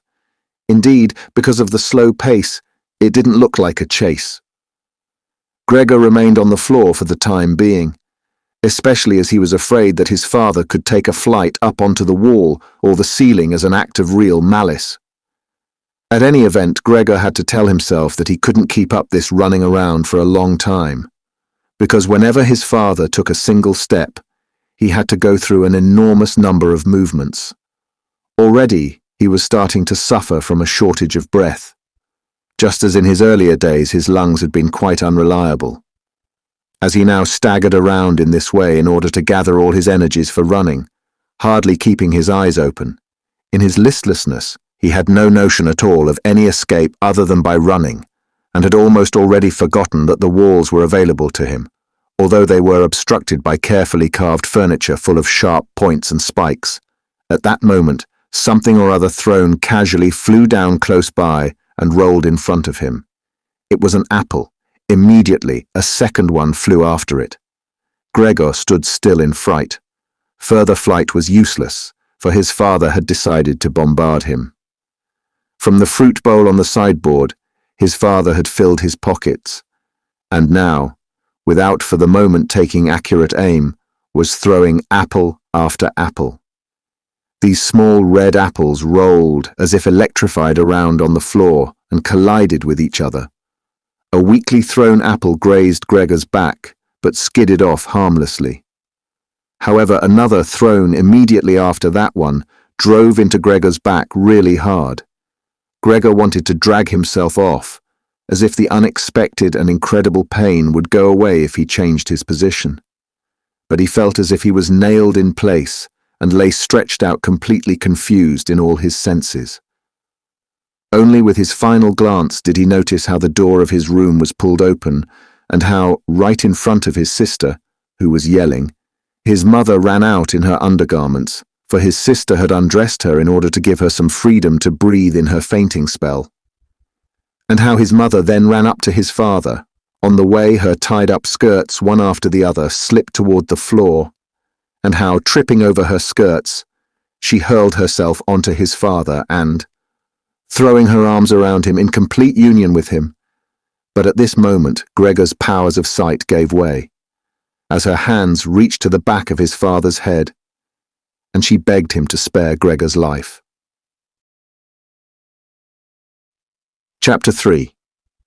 Gregor's serious wound, from which he suffered for over a month, since no one ventured to remove the apple, it remained in his flesh as a visible reminder, seemed by itself to have reminded the father that, in spite of his present unhappy and hateful appearance, Gregor was a member of the family, something one should not treat as an enemy, and that it was, on the contrary, a requirement of family duty to suppress one's aversion, and to endure. Nothing else. Just endure. And if through his wound Gregor had now apparently lost for good his ability to move, and for the time being needed many, many minutes to crawl across this room, like an aged invalid, so far as creeping up high was concerned, that was unimaginable. Nevertheless, for this worsening of his condition, in his opinion, he did get completely satisfactory compensation, because every day towards evening, the door to the living room, which he was in the habit of keeping a sharp eye on even 1 or 2 hours beforehand, was opened, so that he, lying down in the darkness of his room, invisible from the living room, could see the entire family at the illuminated table and listen to their conversation, to a certain extent with their common permission, a situation quite different from what happened before. Of course, it was no longer the animated social interaction of former times, about which Gregor in small hotel rooms had always thought about with a certain longing, when, tired out, he had to throw himself in the damp bedclothes. For the most part, what went on now was very quiet. After the evening meal, the father fell asleep quickly in his armchair. The mother and sister talked guardedly to each other in the stillness. Bent far over, the mother sewed fine undergarments for a fashion shop. The sister, who had taken on a job as a salesgirl in the evening, studied stenography and French so as perhaps later to obtain a better position. Sometimes the father woke up and, as if he was quite ignorant that he had been asleep, said to the mother, "How long you have been sewing today," and went right back to sleep, while the mother and the sister smiled tiredly to each other. With a sort of stubbornness, the father refused to take off his servant's uniform even at home, and while his sleeping gown hung unused on the coat hook, the father dozed completely dressed in his place, as if he was always ready for his responsibility, and even here was waiting for the voice of his superior. As a result, in spite of all the care of the mother and sister, his uniform, which even at the start was not new, grew dirty, and Gregor looked, often for the entire evening, at this clothing, with stains all over it and with its gold buttons always polished, in which the old man, although very uncomfortable, slept peacefully nonetheless. As soon as the clock struck 10, the mother tried encouraging the father gently to wake up, and then persuading him to go to bed, on the ground that he couldn't get a proper sleep here, and the father, who had to report for service at 6 o'clock, really needed a good sleep. But in his stubbornness, which had gripped him since he had become a servant, he insisted always on staying even longer by the table, although he regularly fell asleep, and then could only be prevailed upon with the greatest difficulty to trade his chair for the bed. No matter how much the mother and sister might at that point work on him, with small admonitions, for a quarter of an hour he would remain, shaking his head slowly, his eyes closed, without standing up. The mother would pull him by the sleeve and speak flattering words into his ear. The sister would leave her work to help her mother, but that would not have the desired effect on the father. He would settle himself even more deeply in his armchair. Only when the two women grabbed him under the armpits would he throw his eyes open, look back and forth at the mother and sister, and habitually say, "This is a life. This is the peace and quiet of my old age." and propped up by both women, he would heave himself up, elaborately, as if for him it was the greatest travail, allow himself to be led to the door by the women, wave them away there, and proceed on his own from there, while the mother quickly threw down her sewing implements and the sister her pen in order to run after the father and help him some more. In this overworked and exhausted family, who had time to worry any longer about Gregor more than was absolutely necessary, the household was constantly getting smaller. The servant girl was now let go. A huge bony cleaning woman with white hair flapping all over her head came in the morning and the evening to do the heaviest work.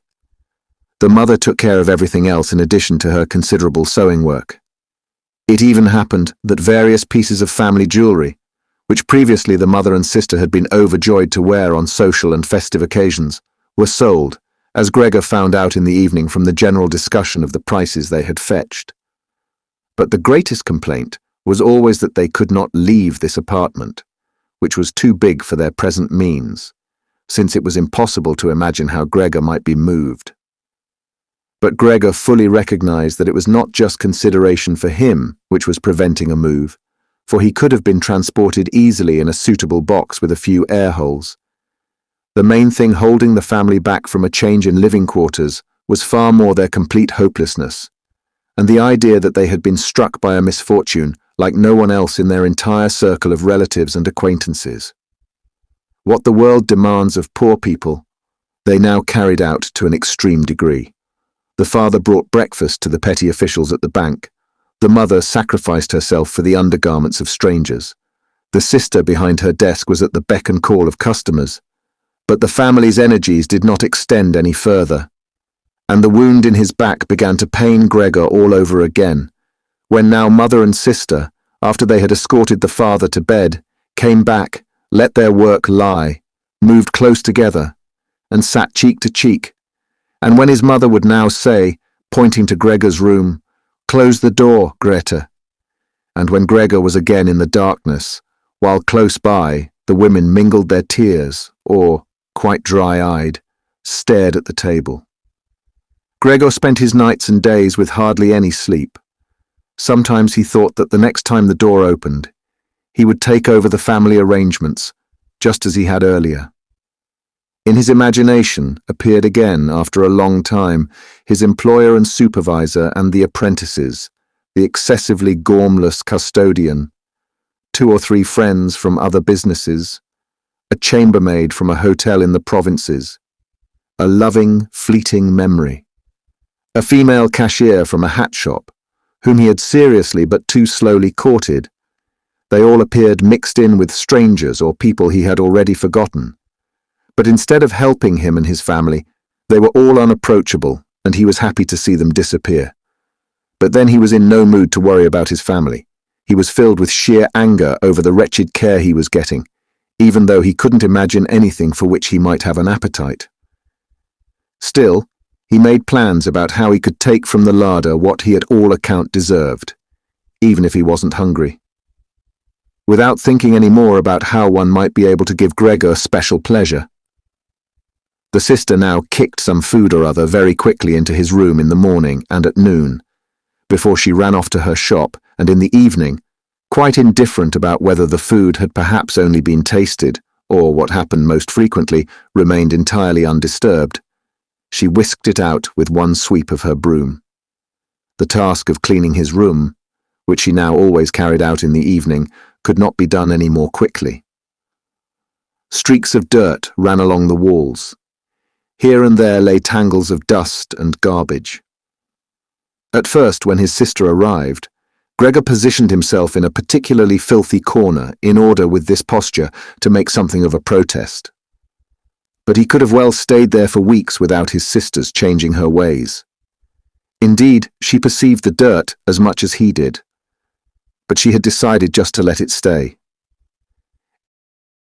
In this business, with a touchiness which was quite new to her, and which had generally taken over the entire family, she kept watch to see that the cleaning of Gregor's room remained reserved for her. Once his mother had undertaken a major cleaning of Gregor's room, which she had only completed successfully after using a few buckets of water. But the extensive dampness made Gregor sick, and he lay supine, embittered and immobile on the couch. However, the mother's punishment was not delayed for long. For in the evening, the sister had hardly observed the change in Gregor's room before she ran into the living room, mightily offended, and in spite of her mother's hand lifted high in entreaty, broke out in a fit of crying. Her parents, the father had of course woken up with a start in his armchair, at first looked at her astonished and helpless, until they started to get agitated. Turning to his right, the father heaped reproaches on the mother that she was not to take over the cleaning of Gregor's room from the sister, and turning to his left, he shouted at the sister that she would no longer be allowed to clean Gregor's room ever again, while the mother tried to pull the father, beside himself in his excitement, into the bedroom. The sister, shaken by her crying fit, pounded on the table with her tiny fists, and Gregor hissed at all this, angry that no one thought about shutting the door and sparing him the sight of this commotion.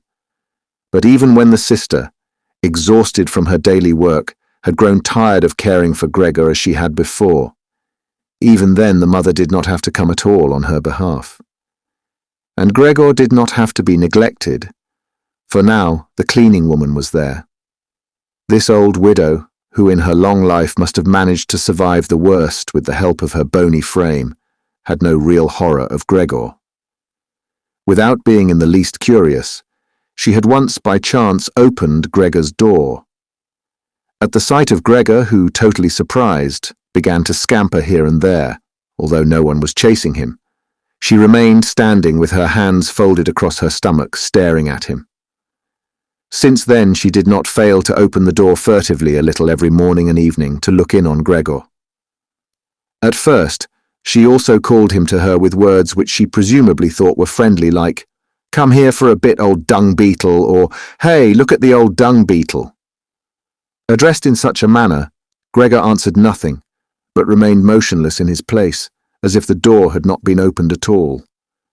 If only instead of allowing this cleaning woman to disturb him uselessly whenever she felt like it, they had instead given her orders to clean up his room every day. One day in the early morning, a hard downpour, perhaps already a sign of the coming spring, struck the window panes. When the cleaning woman started up once again with her usual conversation, Gregor was so bitter that he turned towards her, as if for an attack, although slowly and weakly.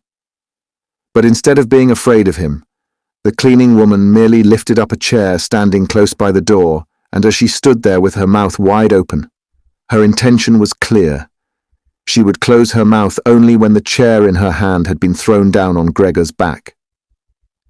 "This goes no further, all right?" she asked, as Gregor turned himself around again, and she placed the chair calmly back in the corner. Gregor ate hardly anything anymore. Only when he chanced to move past the food which had been prepared did he, as a game, take a bit into his mouth, hold it there for hours, and generally spit it out again. At first he thought it might be his sadness over the condition of his room which kept him from eating, but he very soon became reconciled to the alterations in his room. People had grown accustomed to put into storage in his room things which they couldn't put anywhere else, and at this point there were many such things, now that they had rented one room of the apartment to 3 lodgers. These solemn gentlemen, all 3 had full beards, as Gregor once found out through a crack in the door, were meticulously intent on tidiness, not only in their own room but, since they had now rented a room here, in the entire household, and particularly in the kitchen. They simply did not tolerate any useless or shoddy stuff. Moreover, for the most part they had brought with them their own pieces of furniture. Thus, many items had become superfluous, and these were not really things one could sell or things people wanted to throw out. All these items ended up in Gregor's room, even the box of ashes and the garbage pail from the kitchen. The cleaning woman, always in a hurry, simply flung anything that was momentarily useless into Gregor's room. Fortunately, Gregor generally saw only the relevant object and the hand which held it. The cleaning woman perhaps was intending, when time and opportunity allowed, to take the stuff out again, or to throw everything out all at once. but in fact the things remained lying there, wherever they had ended up at the first throw, unless Gregor squirmed his way through the accumulation of junk and moved it. At first he was forced to do this because otherwise there was no room for him to creep around, but later he did it with a growing pleasure, although after such movements, tired to death and feeling wretched, he didn't budge for hours. Because the lodgers sometimes also took their evening meal at home in the common living room, the door to the living room stayed shut on many evenings. But Gregor had no trouble at all going without the open door. Already on many evenings when it was open, he had not availed himself of it, but without the family noticing, was stretched out in the darkest corner of his room. However, once the cleaning woman had left the door to the living room slightly ajar, and it remained open even when the lodgers came in the evening and the lights were put on. They sat down at the head of the table, where in earlier days the mother, the father, and Gregor had eaten, unfolded their serviettes, and picked up their knives and forks. The mother immediately appeared in the door with a dish of meat, and right behind her the sister with a dish piled high with potatoes. The food gave off a lot of steam. The gentlemen lodgers bent over the plate set before them, as if they wanted to check it before eating, and in fact, the one who sat in the middle, for the other two he seemed to serve as the authority, cut off a piece of meat still on the plate, obviously to establish whether it was sufficiently tender, and whether or not something should be shipped back to the kitchen. He was satisfied, and mother and sister, who had looked on in suspense, began to breathe easily and to smile. The family itself ate in the kitchen. In spite of that, before the father went into the kitchen, he came into the room, and with a single bow, cap in hand, made a tour of the table. The lodgers rose up collectively and murmured something in their beards. Then, when they were alone, they ate almost in complete silence. It seemed odd to Gregor that out of all the many different sorts of sounds of eating, what was always audible was their chewing teeth. As if by that Gregor should be shown that people needed their teeth to eat, and that nothing could be done, even with the most handsome toothless jawbone. "I really do have an appetite," Gregor said to himself sorrowfully, "but not for these things. How these lodgers stuff themselves, and I am dying." On this very evening, Gregor didn't remember hearing the violin all through this period. It sounded from the kitchen. The lodgers had already ended their night meal, the middle one had pulled out a newspaper and had given each of the other two a page, and they were now leaning back, reading and smoking. When the violin started playing, they became attentive, got up, and went on tiptoe to the hall door, at which they remained standing, pressed up against one another. They must have been audible from the kitchen, because the father called out, "Perhaps the gentlemen don't like the playing. It can be stopped at once."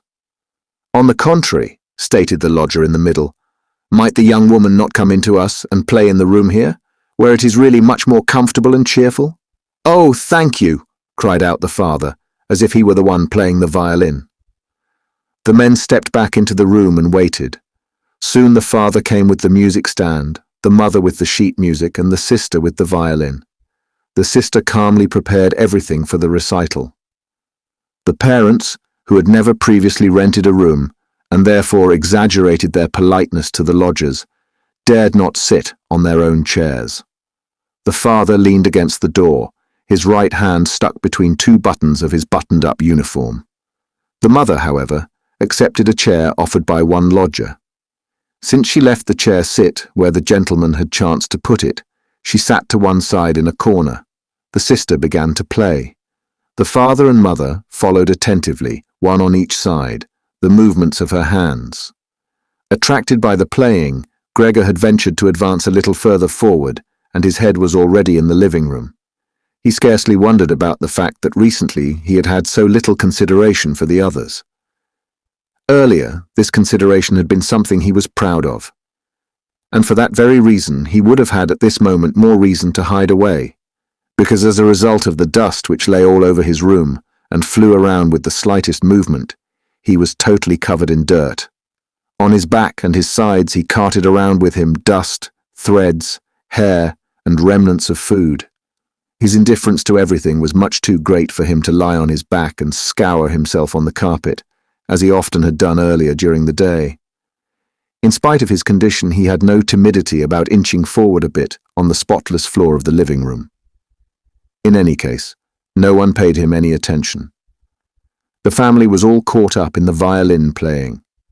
The lodgers, by contrast, who for the moment had placed themselves, their hands in their trouser pockets, behind the music stand much too close to the sister, so that they could all see the sheet music, something that must certainly bother the sister, soon drew back to the window, conversing in low voices with bowed heads, where they then remained, worriedly observed by the father. It now seemed really clear that, having assumed they were to hear a beautiful or entertaining violin recital, they were disappointed and were allowing their peace and quiet to be disturbed only out of politeness. The way in which they all blew the smoke from their cigars out of their noses and mouths in particular led one to conclude that they were very irritated. And yet his sister was playing so beautifully. Her face was turned to the side. Her gaze followed the score intently and sadly. Gregor crept forward still a little further and kept his head close against the floor in order to be able to catch her gaze if possible. Was he an animal that music so seized him? For him, it was as if the way to the unknown nourishment he craved was revealing itself to him. He was determined to press forward right to his sister, to tug at her dress, and to indicate to her in this way that she might still come with her violin into his room, because here no one valued the recital as he wanted to value it. He did not wish to let her go from his room any more, at least not as long as he lived. His frightening appearance would for the first time become useful for him. He wanted to be at all the doors of his room simultaneously and snarl back at the attackers. However, his sister should not be compelled, but would remain with him voluntarily.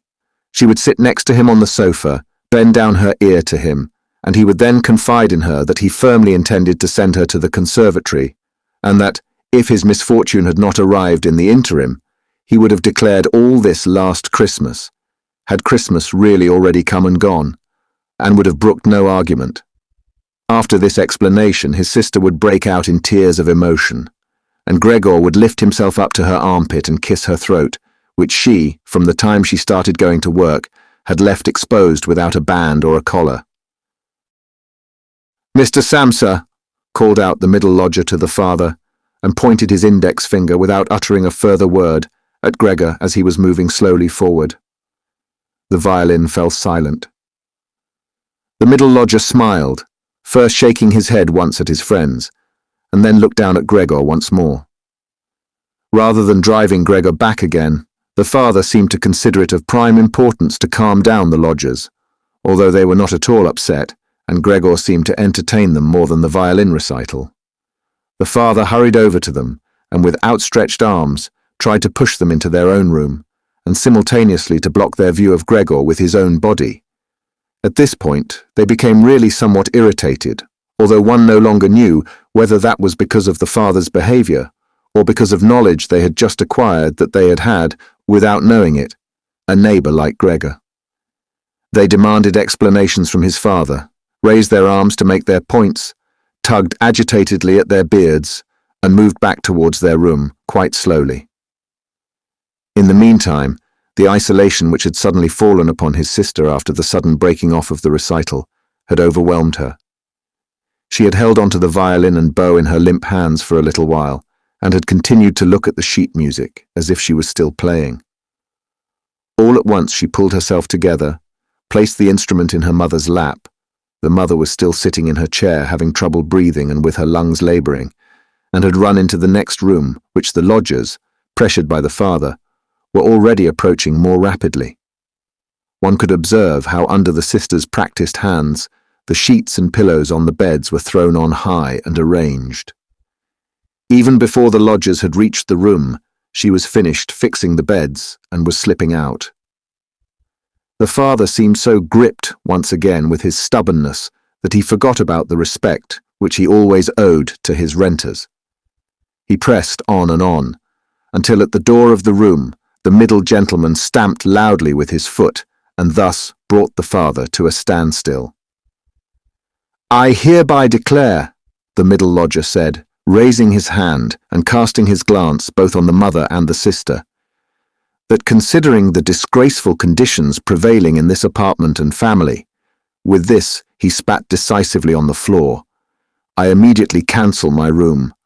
I will of course pay nothing at all for the days which I have lived here. On the contrary, I shall think about whether or not I will initiate some sort of action against you. Something which, believe me, will be very easy to establish. He fell silent and looked directly in front of him, as if he was waiting for something. In fact, his two friends immediately joined in with their opinions. We also give immediate notice. At that, he seized the door handle, banged the door shut, and locked it. The father groped his way tottering to his chair and let himself fall in it.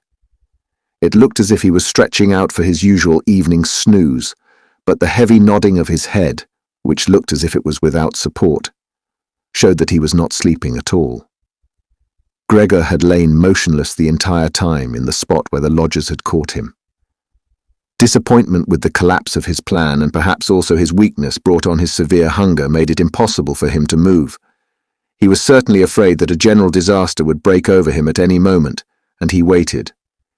He was not even startled when the violin fell from the mother's lap, out from under her trembling fingers, and gave off a reverberating tone.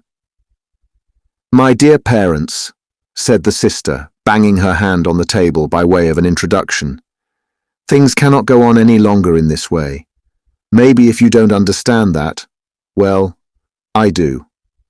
I will not utter my brother's name in front of this monster, and thus I say only that we must try to get rid of it. We have tried what is humanly possible to take care of it and to be patient. I believe that no one can criticize us in the slightest." "She is right in 1,000 ways," said the father to himself. The mother, who was still incapable of breathing properly, began to cough numbly, with her hand held up over her mouth and a manic expression in her eyes. The sister hurried over to her mother and held her forehead. The sister's words seemed to have led the father to certain reflections. He sat upright, played with his uniform hat among the plates, which still lay on the table from the lodger's evening meal, and looked now and then at the motionless Gregor. "We must try to get rid of it," the sister now said decisively to the father, for the mother in her coughing fit wasn't listening to anything. "It is killing you both. I see it coming. When people have to work as hard as we all do, they cannot also tolerate this endless torment at home.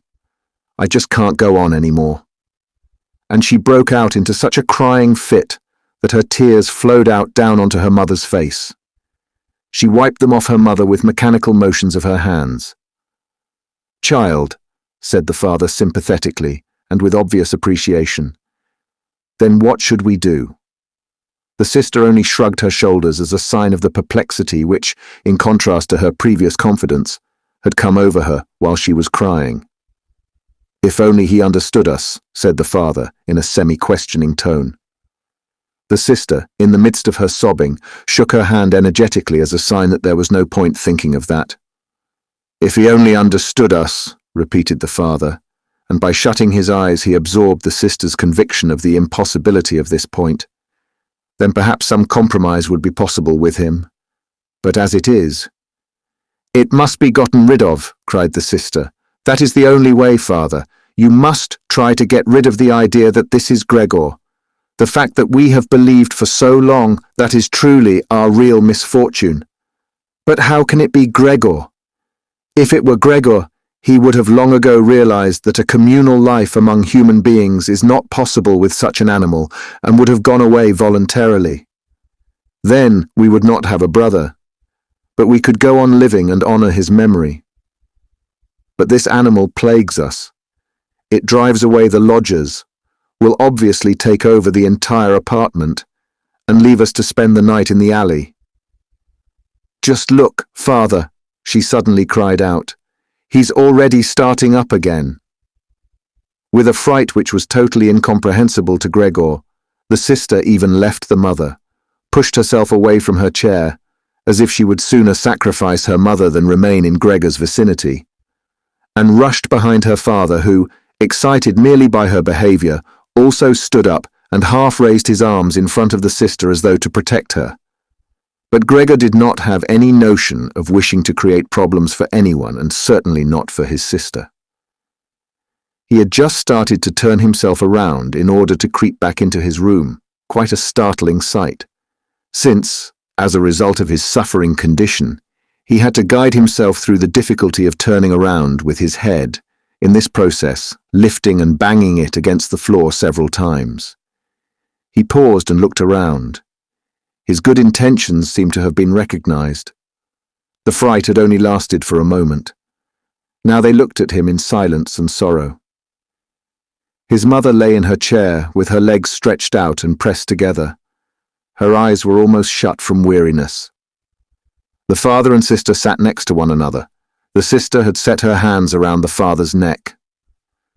Now perhaps I can actually turn myself around, thought Gregor, and began the task again. He couldn't stop puffing at the effort and had to rest now and then. Besides, no one was urging him on. It was all left to him, on his own. When he had completed turning around, he immediately began to wander straight back.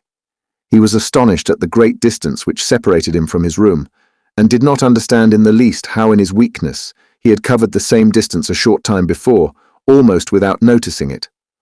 Constantly intent only on creeping along quickly, he hardly paid any attention to the fact that no word or cry from his family interrupted him. Only when he was already in the door did he turn his head, not completely, because he felt his neck growing stiff. At any rate, he still saw that behind him nothing had changed. Only the sister was standing up. His last glimpse brushed over the mother, who was now completely asleep. Hardly was he inside his room when the door was pushed shut very quickly, bolted fast and barred.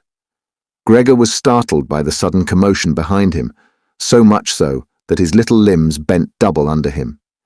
It was his sister, who had been in such a hurry. She had stood up right away, had waited, and had then sprung forward nimbly. Gregor had not heard anything of her approach. She cried out, "Finally!" to her parents as she turned the key in the lock. What now? Gregor asked himself and looked around him in the darkness. He soon made the discovery that he could no longer move at all. He was not surprised at that. On the contrary, it struck him as unnatural that he had really been able up to this point to move around with these thin little legs. Besides, he felt relatively content. True, he had pains throughout his entire body, but it seemed to him that they were gradually becoming weaker and would finally go away completely. The rotten apple in his back and the inflamed surrounding area, entirely covered with white dust, he hardly noticed. He remembered his family with deep feeling and love. In this business, his own thought that he had to disappear was, if possible, even more decisive than his sister's. He remained in this state of empty and peaceful reflection until the tower clock struck 3 o'clock in the morning. From the window he witnessed the beginning of the general dawning outside. Then, without willing it, his head sank all the way down, and from his nostrils flowed out weakly out his last breath. Early in the morning, the cleaning woman came. In her sheer energy and haste, she banged all the doors, in precisely the way people had already asked her to avoid. So much so that once she arrived, a quiet sleep was no longer possible anywhere in the entire apartment. In her customarily brief visit to Gregor, she at first found nothing special. She thought he lay so immobile there, intending to play the offended party. She gave him credit for as complete an understanding as possible. Because she happened to hold the long broom in her hand, she tried to tickle Gregor with it from the door. When that was quite unsuccessful, she became irritated and poked Gregor a little, and only when she had shoved him from his place without any resistance did she become attentive. When she quickly realized the true state of affairs, her eyes grew large. She whistled to herself, but didn't restrain herself for long. She pulled open the door of the bedroom and yelled in a loud voice into the darkness, "Come and look! It's kicked the bucket. It's lying there, totally snuffed." The Samsa married couple sat upright in their marriage bed and had to get over their fright at the cleaning woman before they managed to grasp her message. But then, Mr. and Mrs. Samsa climbed very quickly out of bed, one on either side. Mr. Samsa threw the bedspread over his shoulders. Mrs. Samsa came out only in her nightshirt, and like this they stepped into Gregor's room. Meanwhile, the door of the living room, in which Greta had slept since the lodgers had arrived on the scene, had also opened. She was fully clothed, as if she had not slept at all. Her white face also seemed to indicate that. "Dead?" said Mrs. Samsa, and looked questioningly at the cleaning woman, although she could check everything on her own and even understand without a check. "I should say so," said the cleaning woman, and by way of proof poked Gregor's body with the broom a considerable distance more to the side. Mrs. Samsa made a movement as if she wished to restrain the broom, but didn't do it. "Well," said Mr. Samsa, "now we can give thanks to God." He crossed himself, and the three women followed his example. Greta, who did not take her eyes off the corpse, said, "Look how thin he was. He had eaten nothing for such a long time. The meals which came in here came out again exactly the same. In fact, Gregor's body was completely flat and dry. That was apparent really for the first time, now that he was no longer raised on his small limbs and, moreover, now that nothing else distracted one's gaze. "Greta, come into us for a moment," said Mrs. Samsa, with a melancholy smile, and Greta went, not without looking back at the corpse, behind her parents into the bedroom. The cleaning woman shut the door and opened the window wide. In spite of the early morning, the fresh air was partly tinged with warmth. It was already the end of March. The three lodgers stepped out of their room and looked around for their breakfast, astonished that they had been forgotten. "Where is the breakfast?" asked the middle one of the gentlemen grumpily to the cleaning woman. However, she laid her finger to her lips and then quickly and silently indicated to the lodgers that they could come into Gregor's room. So they came and stood around Gregor's corpse, their hands in the pockets of their somewhat worn jackets, in the room, which was already quite bright. Then the door of the bedroom opened, and Mr. Samsa appeared in his uniform, with his wife on one arm and his daughter on the other. All were a little tear-stained. Now and then Greta pressed her face onto her father's arm. "Get out of my apartment immediately," said Mr. Samsa, and pulled open the door without letting go of the women. "What do you mean?" said the middle lodger, somewhat dismayed, and with a sugary smile. The two others kept their hands behind them, and constantly rubbed them against each other, as if in joyful anticipation of a great squabble which must end up in their favour. "I mean exactly what I say," replied Mr. Samsa, and went directly with his two female companions up to the lodger. The latter at first stood there motionless and looked at the floor, as if matters were arranging themselves in a new way in his head. "All right, then we'll go," he said, and looked up at Mr. Samsa as if, suddenly overcome by humility, he was asking fresh permission for this decision. Mr. Samsa merely nodded to him repeatedly with his eyes open wide. Following that, the lodger actually went immediately with long strides into the hall. His two friends had already been listening for a while with their hands quite still, and now they hopped smartly after him, as if afraid that Mr. Samsa could step into the hall ahead of them and disturb their reunion with their leader. In the hall, all three of them took their hats from the coat rack, pulled their canes from the cane holder, bowed silently, and left the apartment. In what turned out to be an entirely groundless mistrust, Mr. Samsa stepped with the two women out onto the landing, leaned against the railing, and looked down as the three lodgers slowly but steadily made their way down the long staircase, disappeared on each floor, in a certain turn of the stairwell, and in a few seconds came out again. The deeper they proceeded, the more the Samsa family lost interest in them, and when a butcher with a tray on his head come to meet them, and then with a proud bearing ascended the stairs high above them, Mr. Samsa, together with the women, left the banister, and they all returned, as if relieved, back into their apartment. They decided to pass that day resting and going for a stroll. Not only had they earned this break from work, but there was no question that they really needed it. And so they sat down at the table and wrote 3 letters of apology. Mr. Samsa to his supervisor, Mrs. Samsa to her client, and Greta to her proprietor. During the writing, the cleaning woman came in to say that she was going off, for her morning work was finished. The 3 people writing at first merely nodded, without glancing up. Only when the cleaning woman was still unwilling to depart did they look up angrily. "Well?" asked Mr. Samsa. The cleaning woman stood smiling in the doorway, as if she had a great stroke of luck to report to the family, but would only do it if she was asked directly. The almost upright small ostrich feather in her hat, which had irritated Mr. Samsa during her entire service, swayed lightly in all directions.